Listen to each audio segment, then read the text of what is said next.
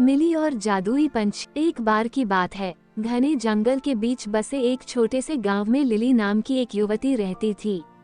वह अपनी दयालुता और छोटे बड़े सभी प्राणियों के प्रति अपने प्रेम के लिए जानी जाती थी। उसने अपना अधिकांश समय जंगल में भटकने, उसके रहस्यों को जानने और प्रकृति की सुंदरता को निहारने में बिताया। एक दिन जंगल में भटकते हुए लिली को एक घायल पक्षी जमीन पर पड़ा मिला। उसने सावधानी से उसे उठाया और वापस अपनी कुटिया में ले गई। उसने चिड़िया के घावों की मरहम पट्टी की और उसकी देखभाल कर उसे फिर से स्वस्थ कर दिया। दिन हफ्तों में बदल गए और पक्षी लिली की देखरेख में मजबूत और मजबूत होता गया। वह अपने दैनिक दिनचर्या के बारे में जानने के दौरान उसके कंधे पर बैठ जाती थी और वे एक दूसरे से बात करने में घंटों बिताते थे। एक दिन चिड़िया ने लिली से साफ और स्पष्ट आवाज में बात की। मेरी जान बचाने के लिए धन्यवाद, इसने कहा। मैं सिर्फ कोई पक्षी नहीं हूँ, मैं एक जादुई पक्षी हूँ। मेरे पास आपको 3 इच्छाएं देने की शक्ति है। उनका बुद्धिमानी से उपयोग करें, क्योंकि एक बार उनका उपयोग किया जाता है तो उन्हें वापस नहीं लाया जा सकता है। लिली चकित और प्रसन्न थी।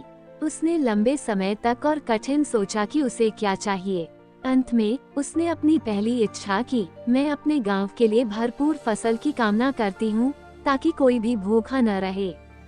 अगले ही दिन गांव के चारों ओर के खेत भरपूर फसल से लहलहा उठे।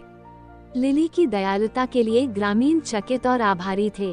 अपनी दूसरी इच्छा के लिए लिली ने सभी प्राणियों की भाषा को समझने की क्षमता की कामना की, और ठीक उसी तरह वह पक्षियों की चहचहाहट, मधुमक्खियों की भनभनाहट और पत्तों की सरसराहट को समझ सकती थी। जहाँ तक उसकी तीसरी इच्छा का सवाल है, लिली ने बहुत देर तक सोचा कि वह क्या चाहती है। अंत में उसने अपनी इच्छा व्यक्त की। मैं हमेशा प्यार और खुशी से घिरी रहना चाहती हूँ। और ऐसा ही था। लिली ने अपना शेष जीवन प्रेम और प्रसन्नता से घिरा हुआ बिताया। उसने जंगल का पता लगाना और जरूरतमंद लोगों की मदद करना जारी रखा।